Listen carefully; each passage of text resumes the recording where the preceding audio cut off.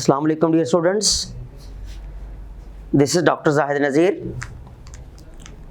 Dear students, in previous lecture we have completed chapter number 5 Variety of Life. आज हम discuss करेंगे chapter number 6 kingdom प्रोकैरियोटी। तो kingdom प्रोकैरियोटी में हम जिन ऑर्गेनिजम्स की स्टडी करते हैं they are called as the prokaryotes. और प्रोकैरियोट्स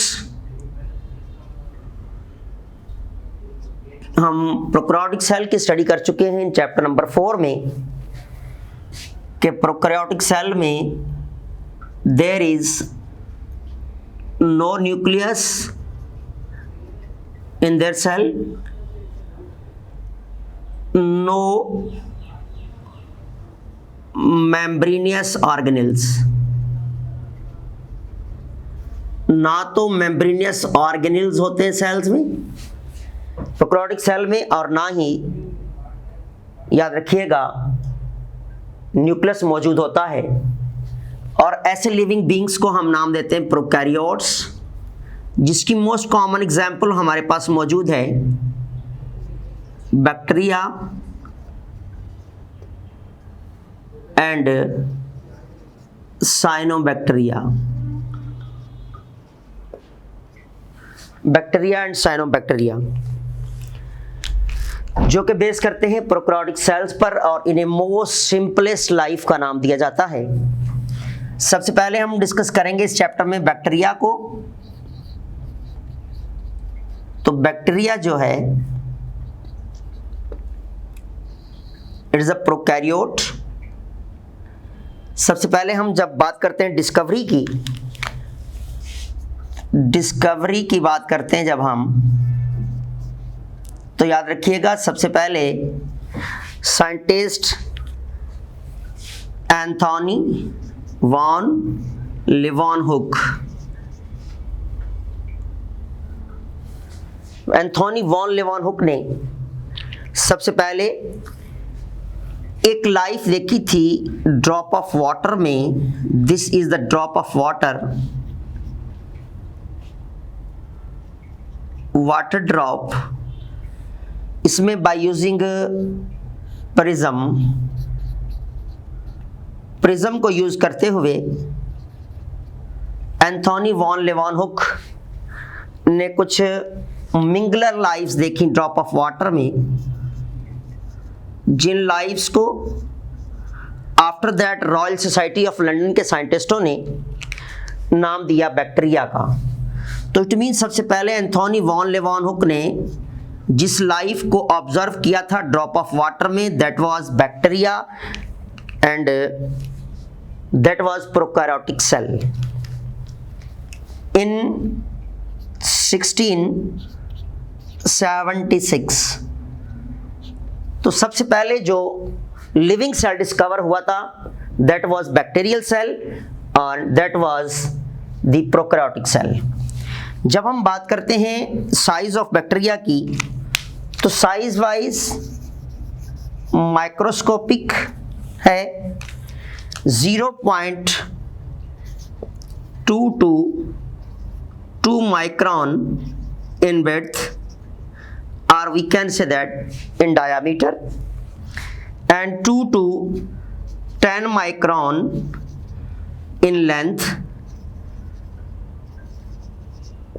प्रोकैरियोटिक है, स्मॉलर इन साइज है, microscopic nature, and these 0.2 to 2 micron in width, 2 to 10 micron in length।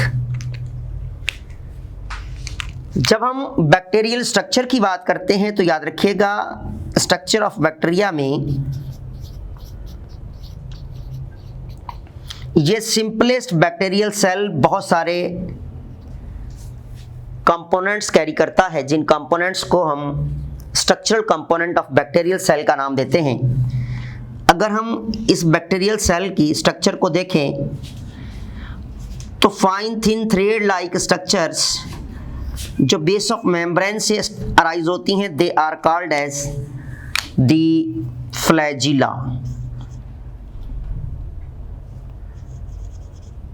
बहुत सारे हैं तो फ्लैजिला, एक है तो फ्लैजिलम।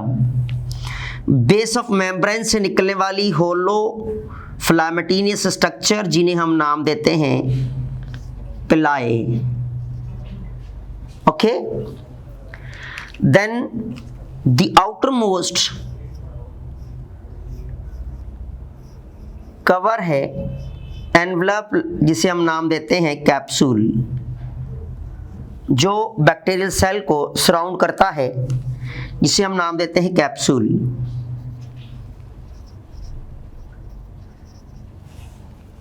कैप्सूल के नीचे हम आते हैं जब, तो there is the cell wall. This is the cell wall, and inside it there is cell membrane. This is cytoplasm. Inside the cytoplasm there is circular extracellular DNA molecules, that is called plasmid. Inside this is bacterial genome, that is also called as nucleoid.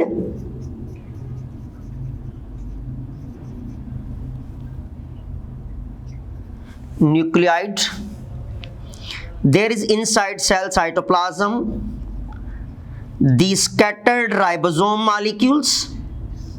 ये हमारे पास क्या है, ribosomes, as well as the glycogen particles. These are the glycogen particles, as well as lipid globules. But near the periphery of the membrane there is lamellar like structures, that is called as the मीजोसोम्स। तो ये हमारे पास structural component हैं bacterial cells के, जिन्हें हम discuss करेंगे in detail. जिसमें सबसे पहले हमने देखा दी फ्लैजिला।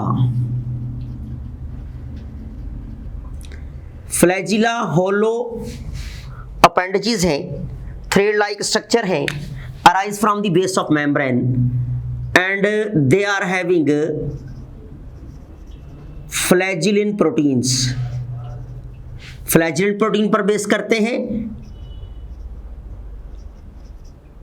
थ्रेड लाइक है, बेस ऑफ मेम्ब्रेन से अराइज होते हैं, and composition function wise they helps in locomotion, or we can say that in mobility, helps in locomotion. इनका फंक्शन है mobility, or we can say that locomotion. Okay, locomotion में help करना function है दी flagella. Then जब हम next one component पे आते हैं, दैट इज पिलाए, it is also hollow appendage, arise from the base of membrane, smaller than flagella. It is composed of lipids and proteins. Function wise it helps in conjugation. इसका function है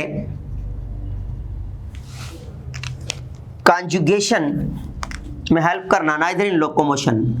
और conjugation एक ऐसा process जिसमें एक bacteria दूसरे bacteria से अपना जेनेटिक मटेरियल एक्सचेंज करता है, जिस प्रोसेस को जेनेटिक रिकॉम्बिनेशन कहते हैं। और जो साइटोप्लाज्मिक एक ब्रिज बन रहा होता है, जो कॉन्जुगेटिव ब्रिज बन रहा होता है, that is by the pili, जो कि हमने देखा there is the appendages arise from the base of membrane. The next one is the capsule. जो नेक्स्ट कंपोनेंट है that is the capsule. It is chemically composed of the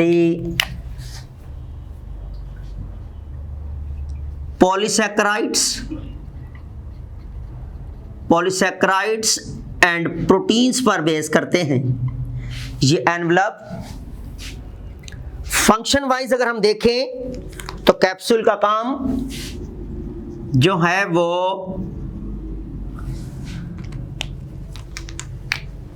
pathogenicity as well as protection against phagocytosis. Pathogenicity provide करना है, ability to cause disease and protection against phagocytosis. बेटा phagocytosis कहते हैं cell eating process. तो जब कोई भी RBCs, डब्ल्यूबीसीस या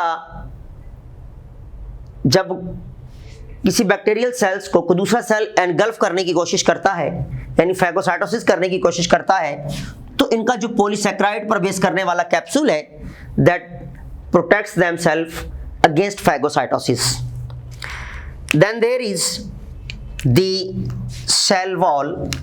अब जैसे कैप्सूल से नीचे आते तो हमने कंपोनेंट देखा था सेल वॉल, और सेल वॉल को जब हम डिस्कस करते हैं तो it is chemically composed of peptidoglycan. किस पर बेस करता है? पेप्टाइडोग्लाइकेन, जिसमें शुगर्स, जिसमें अमीनो एसिड्स, जिसमें याद रखिएगा एसिड्स, जिसमें टॉक्सिक एसिड है, अमीनो एसिड्स हैं, इन सब का ये मिक्सचर होता है दैट इज कॉल्ड पेप्टाइडोग्लाइकेन. और फंक्शन वाइज अगर हम फंक्शन देखें सेल वॉल के तो याद रखिएगा फंक्शन वाइज सेल वॉल का काम protection against osmotic lysis, cell को ओस्मोटिक लाइसिस से बचाना ताकि वाटर से लॉसेस ना हो जाए, ओस्मोटिक लॉसेस ना हो जाए, क्योंकि you know very well polysaccharide and proteins as well as acids मौजूद होते हैं सेल वॉल कंपोजिशन में. ओस्मोटिक लाइसिस से प्रोटेक्ट करती है cell wall as well as provide shape to bacterial cells. तो बैक्टीरियल सेल को शेप प्रोवाइड करना, ओस्मोटिक लाइसिस से बचाना, that is the responsibility of cell wall. Then the next component is the cell membrane. Cell membrane chemically composed of lipids and proteins. Lipids and proteins पर base करने वाली membrane, क्योंकि जितनी भी biological membrane है they are composed of the lipids and proteins as well as associated carbohydrates. लेकिन जब हम फंक्शन वाइज डिस्कस करते हैं तो याद रखिएगा सेल वॉल का काम प्रोटेक्शन, साइटोप्लाज्म को प्रोटेक्ट करना, साइटोप्लाज्म को बाउंड करना, as well as the cellular respiration. क्योंकि बैक्टीरियल सेल के पास हम पढ़ चुके हैं प्रोकैरियोटिक नेचर सेल है, तो माइटोकॉन्ड्रिया नहीं होता, इसलिए सेलुलर रेस्पिरेशन का जो प्रोसेस है वो in case of cell membrane bacteria cell membrane perform करती है. प्रोटेक्शन देना एज वेल एज सेल की शेप को किसी हद तक मेंटेन रखना, यह भी फंक्शन सेल मेम्ब्रेन का है. देन नेक्स्ट कंपोनेंट अगर हम देखें तो हम जाएंगे इनसाइड द साइटोप्लाज्म. तो याद रखिएगा साइटोप्लाज्म ऑफ बैक्टीरियल सेल में जो थे उन कंपोनेंट्स को जब हमने देखा, सबसे पहले the inside the cytoplasm there is the nucleoid. What? Nucleoid, जिसमें डीएनए मॉलिक्यूल या जिसे हम नाम देते हैं बैक्टीरियल क्रोमोसोम्स, बैक्टीरियल क्रोमोसोम्स कहते हैं जिसको हम, जिसे हम डीएनए मॉलिक्यूल भी कहते हैं. और इसका फंक्शन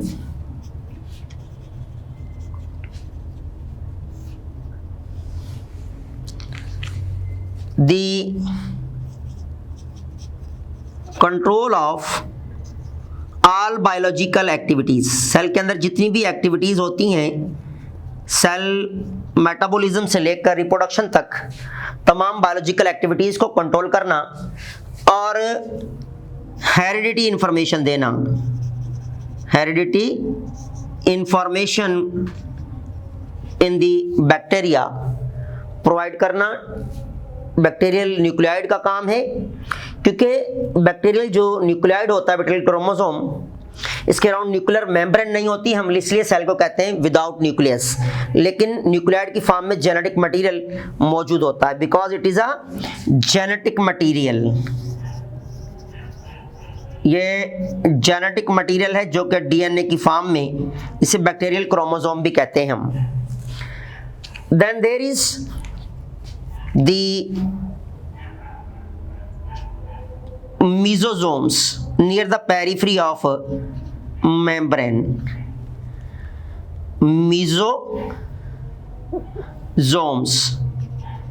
Mesosomes याद रखिएगा, हमारे पास बैक्टीरियल सेल के अंदर mesosomes, these are the proteinous lamella हैं, और इनको फंक्शन वाइज अगर देखा जाए तो मेसोसोम का फंक्शन भी सेलुलर रिस्पायरेशन, क्योंकि near the invagination of membrane है तो cellular respiration, as well as cell division, as well as DNA replication, DNA की replication में help करना, for the fission purpose के लिए सेल को डिवाइड होने में हेल्प करना. क्योंकि मेसोसोम्स, जब हम आगे पढ़ेंगे, जब बाइनरी फिशन का प्रोसेस होता है तो ये साइटोप्लाज्म में लाइन अप हो जाती हैं और साइटोप्लाज्म को डिवाइड होने में हेल्प करती हैं. सेलुलर रिस्पायरेशन में रोल करती हैं क्योंकि इन्वेजिनेशन ऑफ मेम्ब्रेन में है, as well as export of enzymes. Enzymes की को एक्सपोर्ट करने में भी बहुत बड़ा रोल है मेसोसोम्स का. देन मजीद साइटोप्लाज्म के अंदर, साइटोप्लाज्मिक कंपोनेंट में there is a ribosomes.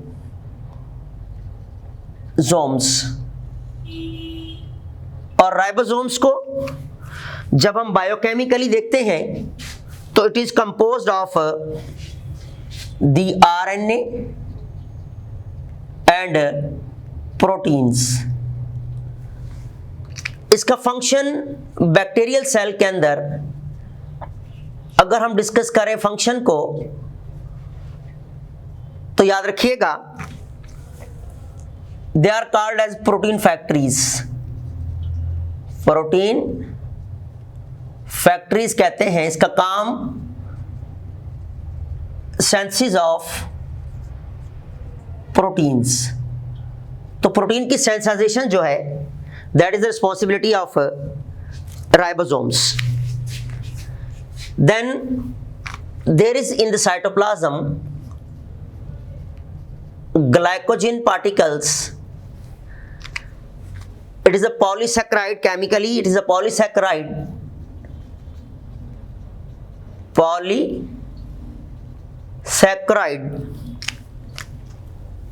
Function wise ये एक स्टोर्ड फूड मटेरियल है, क्योंकि बैक्टीरिया अपने एक्सेसिव ग्लूकोज, एक्सेसिव शुगर को अपने साइटोप्लाज्म में ग्लाइकोजन की फॉर्म में जमा करता है। Then there is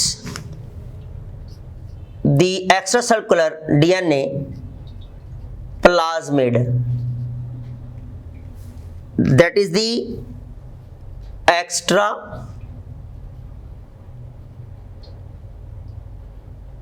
circular. अब ये जेनेटिक मटेरियल तो नहीं कहलाता, लेकिन एक डीएनए मॉलिक्यूल है जो कि साइटोप्लाज्म के अंदर सर्कुलर फॉर्म के अंदर मौजूद है। This is circular DNA that is called plasmid. याद रखिएगा, it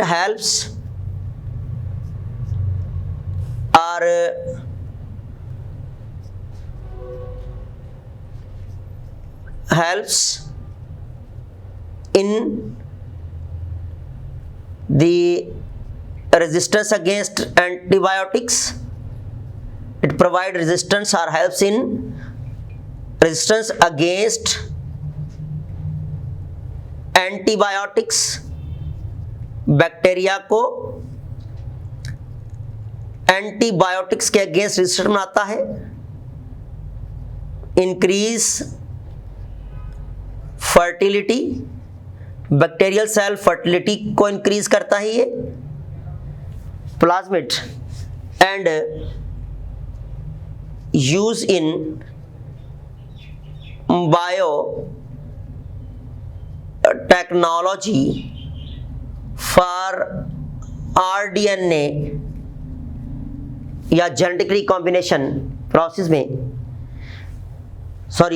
in the genetic engineering में हम आरडीएनए टेक्नोलॉजी में इस्तेमाल करते हैं, न्यू रिकॉम्बिनेंट डीएनए बनाने में इस्तेमाल करते हैं फॉर डिफरेंट पर्पस के लिए।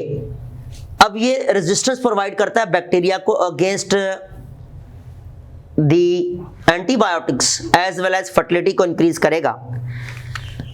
देन ये हमारे पास structure of bacteria, structural component and the shapes, structural component and their functions. Now we will discuss about the shapes of bacterial cells. Shapes of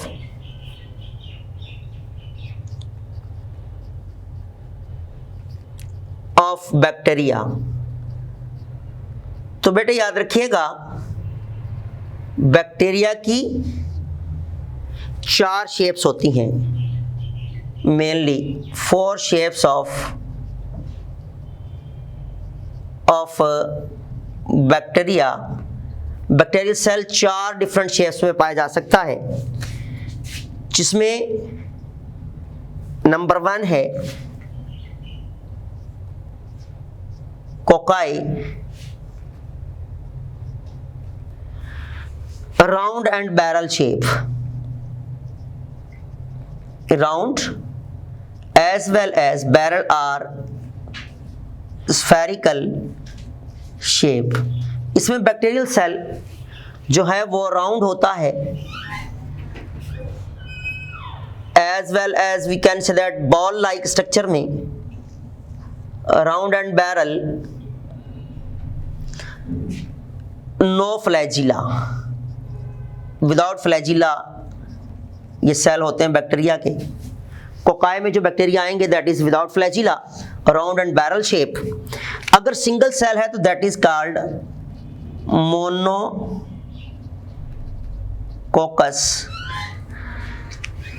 इसी तरह सब अगर देखा जाए, अगर 2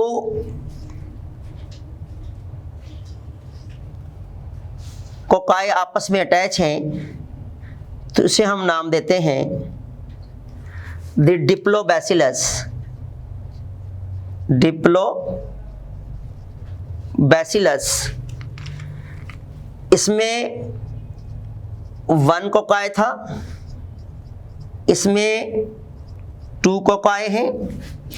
इसी तरह अगर 4 कोकाई होंगे that is called as the tetrads. इसे हम नाम देंगे टेट्रेट्स। 4 शेप हैं तो 4 कोकाई हैं तो 4 कोकाई, दैट इज टेट्रेड्स। और अगर 8 कोकाई हैं इन the form of a cube,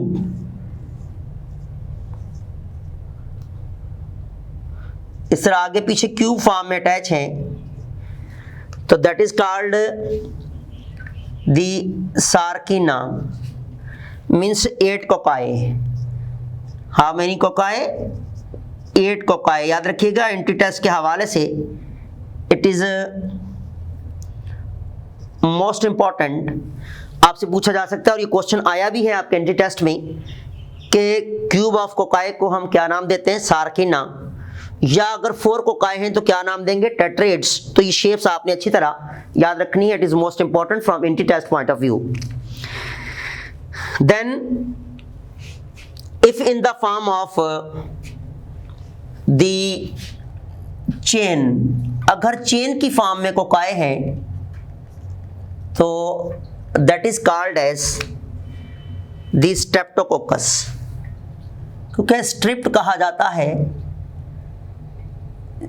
streptococci या कोकस। इसमें क्या है? Chain of cocci, chain of cocci, chain of cocci है, that is called as streptococcus. लेकिन अगर ग्रैप्स लाइक फॉर्म में है, like this, they are attached in grape like structure, then there is that is called as staphylococcus, staphylococcus cluster of cocci, cluster of, अगर गुच्छे की हालत में है, बंच की हालत में है तो हम उसे स्टैफिलोकोकस कहते हैं। तो याद रखिएगा मोस्टली जो पिंपल्स वगैरह चेहरे पे निकलते हैं that is due to the staphylococcus, जो कि आपको सॉइल में या एज अ पैरासाइट होता है, वैसे आपके डस्ट की वजह से आपके चेहरे पर ये बैक्टीरिया आता है और एज अ पैरासाइट ये ग्रो करता है आपके फेस पर या आपकी बॉडी पर। Then second type that is called as bacilli, या जिसे हम नाम देते हैं बेसिलस, बेसिलाई और बेसिलस, जो कि रॉड लाइक होते हैं एंड मोस्टली फ्लैजिलेटेड। इस शेप में बैक्टीरिया फ्लैजिलेटेड होते हैं मोस्टली, जिसमें हमारे पास मोनोबैसिलस, जिसमें हमारे पास डिप्लोबैसिलस, जिसमें हमारे पास the streptobacillus. This is called मोनोबैसिलस,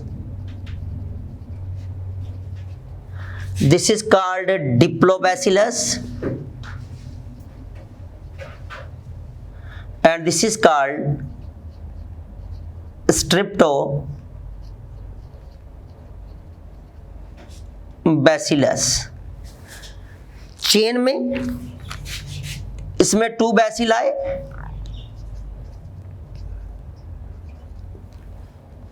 इसमें 1 बैसिलाई,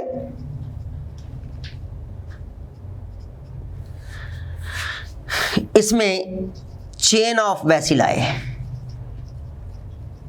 बैसिलाई की चेन है तो उसे हम कहेंगे स्ट्रेप्टोकोकस और second type. Then third type that is the spirilla,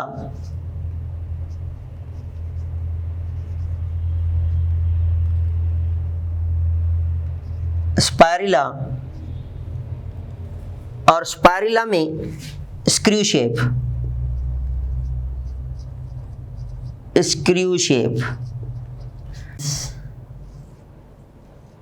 इस तरह स्क्रू शेप होते हैं bacteria, may or may not be flagellated, may or may not, flagella होता भी है, कुछ स्पीशीज में नहीं भी होता, flagellated, and that is screw shape. इसकी एग्जांपल में स्पायरोचीटा कॉमन एग्जांपल है, स्पायरोचीटा जो कि पैरासाइट है। इसी तरह फोर्थ वन शेप में हमने देखा हमारी बुक में, that is the विब्रो, that is comma like. What type? The comma like. ये कॉमा लाइक है,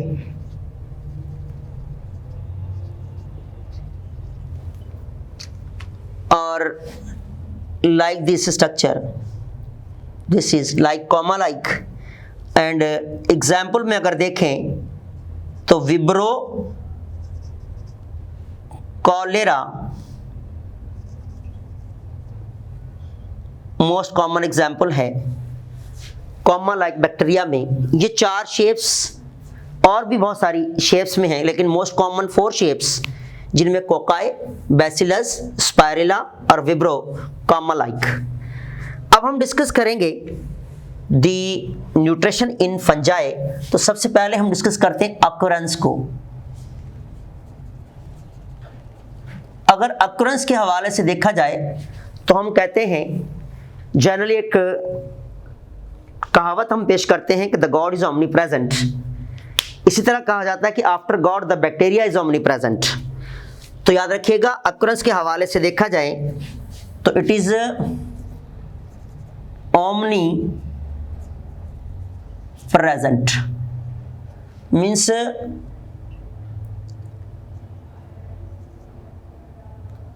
in water, air, soil, water में, एयर में, सॉइल में, हर जगह ये पाया जाता है। वो मैरीन वाटर हो, फ्रेश वाटर हो, एयर में, सॉइल में, एज वेल एज आ पैरासाइट्स भी बैक्टीरिया पाए जाते हैं इस यूनिवर्स में। होस्ट में भी प्लांट्स हो, होस्ट में भी कोई अदर एनिमल हो, या host as a human being. Soil में पाए जाएंगे, वाटर में पाए जाते हैं, एयर में पाए जाते हैं, इसलिए कहा जाता है ओमनी प्रेजेंट। हत्ता कि ये वोल्केनिक रीजन में भी ये बैक्टीरिया पाए जाते हैं। लेकिन जब हम बात करते हैं न्यूट्रिशन की, तो याद रखिएगा, न्यूट्रिशन वाइज हम बैक्टीरिया को क्लासिफाई करते हैं। Nutrition in bacteria into 3 major groups में। मेनली सबसे पहले हम डिवाइड करते हैं 2 मेजर ग्रुप्स में, जिनमें याद रखिएगा heterotrophic and autotrophic. Autotrophic bacteria and then heterotrophic bacteria. Heterotrophic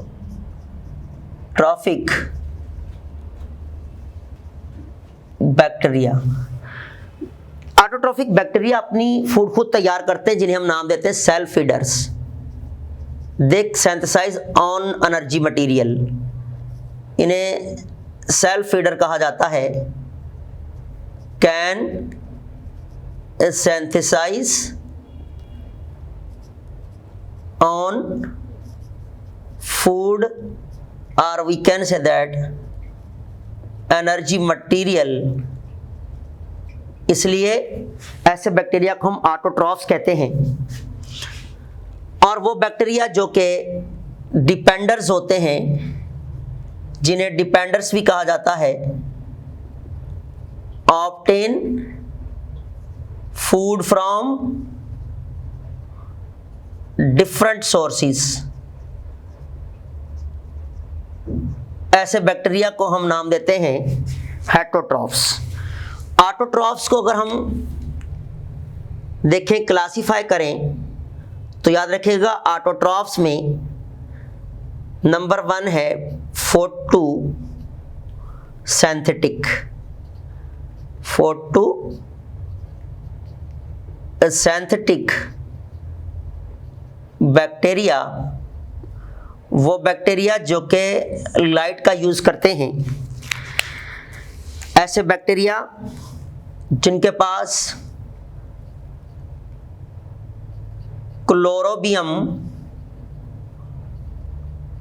chlorophyll होता है, ठीक है, जिनके पास क्लोरोफिल होता है। और क्लोरोफिल को सबसे पहले वॉन नील नामी साइंटिस्ट ने 1930 में बैक्टीरिया के अंदर डिस्कवर किया था कि there is a chlorophyll molecule that is called chlorophyll, जिसको बैक्टीरियम क्लोरोफिल का नाम भी देते हैं। अब ये बैक्टीरिया फोटोसिंथेटिक बैक्टीरिया है, इनमें फोटोसिंथेसिस का प्रोसेस होता है। फोटोसिंथेसिस। और बैक्टीरियल फोटोसिंथेसिस में अगर हम देखें तो बैक्टीरिया जो रॉ मटेरियल इस्तेमाल करते हैं उसमें bacterium chlorophyll as well as the carbon dioxide, then H2S hydrogen sulfide and sunlight, hydrogen sulfide as well as the carbon dioxide। जो इक्वेशन बनती है, कार्बन डाइऑक्साइड जब रिएक्ट करती है हाइड्रोजन सल्फाइड में in the cytoplasm of bacterial cell, तो result in CnH2nOn plus water plus 2s sulphur element. तो ये हमारे पास in case of the photosynthetic bacteria, it means वो बैक्टीरिया जो कि क्या करते हैं, फोटोसिंथेसिस। जिन बैक्टीरिया के अंदर क्लोरोफिल होता है, जो बैक्टीरिया फोटोसिंथेसिस में जाते हैं, ये एयर से, एनवायरनमेंट से कार्बन डाइऑक्साइड लेते हैं। This is the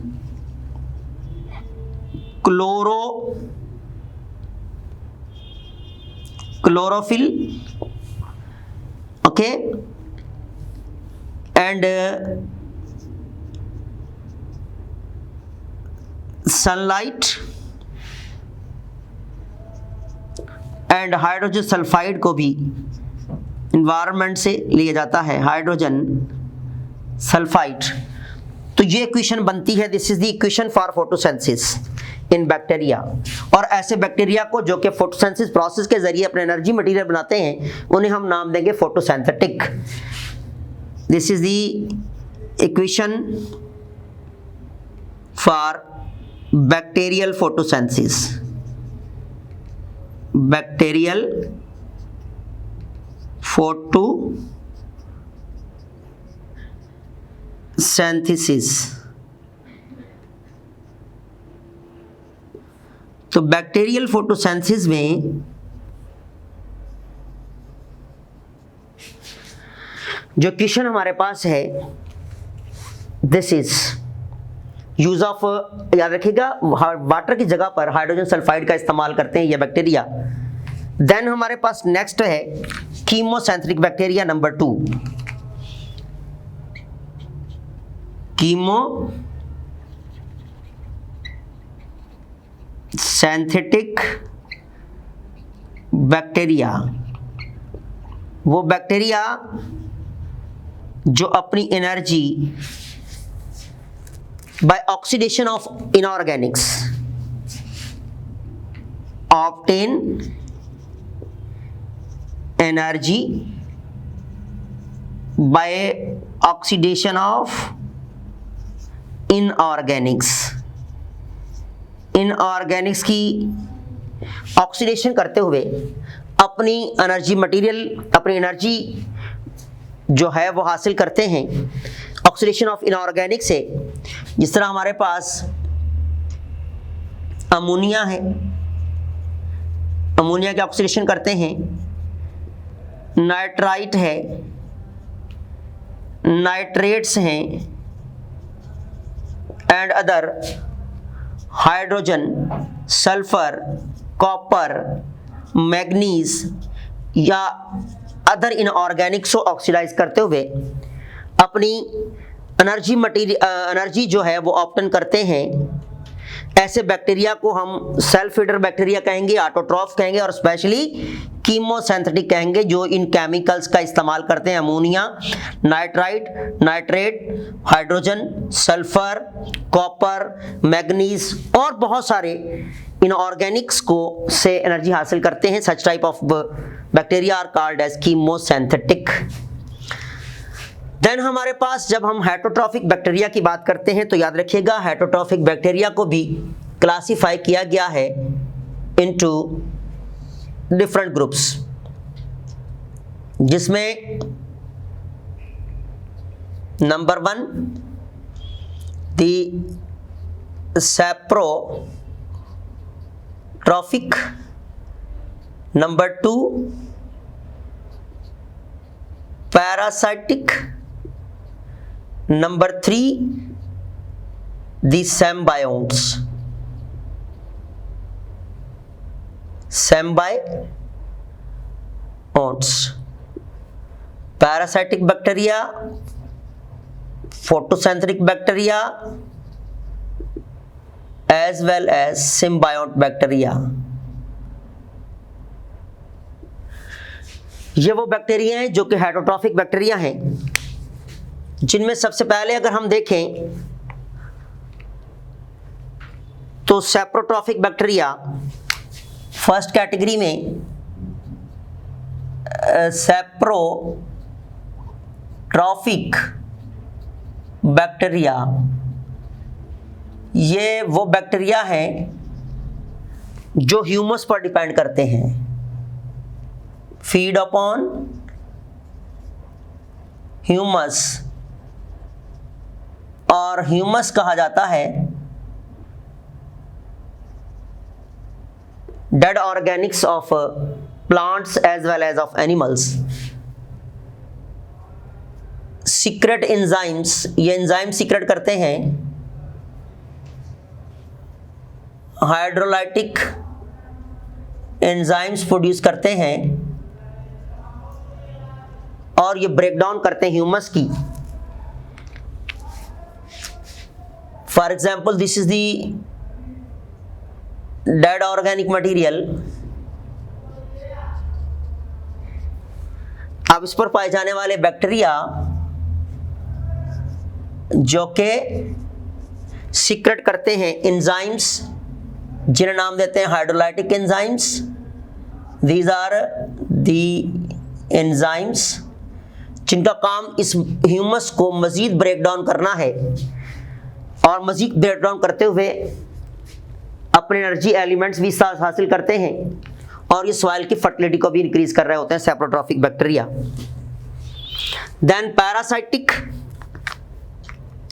bacteria, parasitic bacteria जो के होस्ट एंड गेस्ट रिलेशन में रहते हैं, होस्ट एंड गेस्ट। अब होस्ट कोई भी प्लांट हो सकता है, कोई भी एनिमल हो सकते हैं, या कोई भी लिविंग बींग्स या ह्यूमन बींग। अब ये फीड अपॉन लिविंग टिश्यूज, ये लिविंग टिश्यू से अपनी एनर्जी हासिल करते हैं। ये वो टिश्यूज किसी प्लांट के हों, एनिमल के हों या ह्यूमन बीइंग के हों, ये बैक्टीरिया अपनी फूड जो है, this is tissue, living tissue से हासिल करते हैं और as a result different disease cause करते हैं टू दी होस्ट, जिसमें प्लांट में बहुत सारे डिजीज हैं। इसकी एग्जाम्पल हम अगर देखें तो टाइफी बैक्टीरिया, उसके बाद टेटनाई बैक्टीरिया, इसी तरह Mycobacterium, tuberculosis, Mycobacterium, tuberculosis, mycobacterial. इसी तरह हमारे पास नमूनियाकोकस बैक्टीरिया और बहुत सारे बैक्टीरिया जो कि पैरासाइट में आते हैं, जो अपनी फूड लिविंग टिश्यू से लेके आ रहे होते हैं। इन्हें दूसरे लफ्जों में हम पैथोजेनिक भी कहते हैं, pathogenic bacteria. Okay, then the third one is symbiotes. Symbiotes, तो याद रखिएगा इन केस ऑफ सिम्बायोट्स, तो सिम्बायोट्स में ये एसोसिएटिव बैक्टीरिया कहलाते हैं, एसोसिएटिव बैक्टीरिया। और ये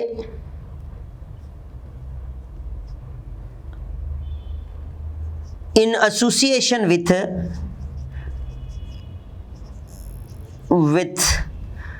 रूट्स ऑफ लिग्यूम प्लांट्स। याद रखिएगा हमारी जो पल्सिस की फैमिली है इसको लिग्यूमिनेसी फैमिली कहते हैं। तो ये लिग्यूम प्लांट्स की रूट्स के अंदर ये पाए जाते हैं। For example this is the plant, और ये लिग्यूम प्लांट्स की रूट्स में पाए जाते हैं। अब रूट्स के साथ ये एसोसिएशन में होते हैं ये बैक्टीरिया। ये रूट से, जाइलम और फ्लोएम से फूड ले रहे होते हैं और एनवायरनमेंट से नाइट्रोजन को फिक्स करते हैं। इनका काम नाइट्रोजन फिक्सेशन है। अब ये नाइट्रोजन फिक्साइज करते हुए प्लांट्स को नाइट्रोजन प्रोवाइड करते हैं, और प्लांट्स को वो नाइट्रोजन प्रोटीन सेंसिस के लिए चाहिए होती है। इसलिए जो हमारी जितनी भी पल्सेस हैं they are rich with the protein, because mostly इनकी रूट्स जो है वो एसोसिएटिव बैक्टीरिया के साथ एसोसिएशन में होती हैं, और नाइट्रोजन इन्हें रिच मिकदार में मिल रहा होता है, क्योंकि नाइट्रोजन फिक्सेशन काम है इन बैक्टीरिया का। और ये याद रखिएगा जिन रूट्स के अंदर ये बैक्टीरिया पाए जाते हैं वो रूट्स इस तरह स्वेलिंग नोड्स के साथ होती हैं, जिन रूट्स को हम नाम देते हैं नोड्यूलेटेड रूट्स, नोड्यूलेटेड रूट्स। मोस्टली नोड्यूल्स का होना इस एसोसिएशन को शो करता है, सिम्बायोसिस को शो करता है। और इसमें जो एसोसिएशन होती है दैट इज म्यूचुअलिज्म। क्या होती है? म्यूचुअलिज्म कहते हैं। इसमें दोनों पार्टनर फायदा ले रहे होते हैं। बैक्टीरिया जाइलम और फ्लोएम से न्यूट्रिशन ले रहा होता है, बैक्टीरिया रूट्स ऑफ प्लांट से, और प्लांट को जो नाइट्रोजन फिक्स करके प्रोटीन सेंसाइजेशन के लिए, अमीनो एसिड बनाने के लिए नाइट्रोजन फिक्स करके प्रोवाइड करता है to plants for biosynthesis of proteins के लिए। तो ये हमारे पास जो है वो हेटरोट्रॉफिक बैक्टीरिया की कैटेगरीज हैं, जिनमें सेप्रोट्रॉफ्स जो ह्यूमस पर फीड करते हैं, जिनमें पैरासाइट जो कि होस्ट एंड गेस्ट रिलेशन में होते हैं, लिविंग टिश्यूज से अपनी एनर्जी फूड हासिल करते हैं, और living tissues in response to the action of bacteria in the form of different disease, जिसमें टाइफी बैक्टीरिया है, टेटनाई बैक्टीरिया है, माइकोबैक्टीरियम ट्यूबरक्लोसिस है, नमूनियाकोकस है, और बहुत सारी जो है वो साल्मोनेला स्पीशीज हैं जो कि पैरासाइटिक बैक्टीरिया में आते हैं। इसी तरह सिम्बायोटिक बैक्टीरिया जिनको एसोसिएटिव बैक्टीरिया कहा जाता है। याद रखिएगा आपके एमसीक्यूज में ये क्वेश्चन किया जा सकता है कि which one of the following type of bacteria on the basis of nutrition are associative. तो एसोसिएटिव जो याद रखिएगा they are symbiotes. Host guest relation में, डिजीज काजिंग में पैरासाइट्स, और सॉइल फर्टिलिटी इंक्रीजिंग बैक्टीरिया में इन्हें याद रखिएगा हम सॉइल फर्टिलिटी इंक्रीजिंग बैक्टीरिया भी कहते हैं। Soil fertility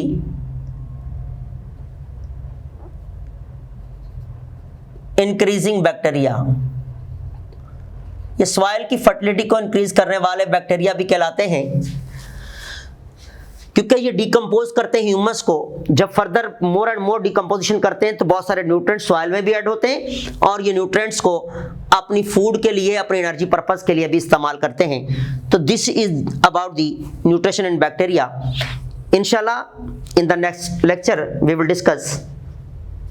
we will proceed this chapter more. Thanks.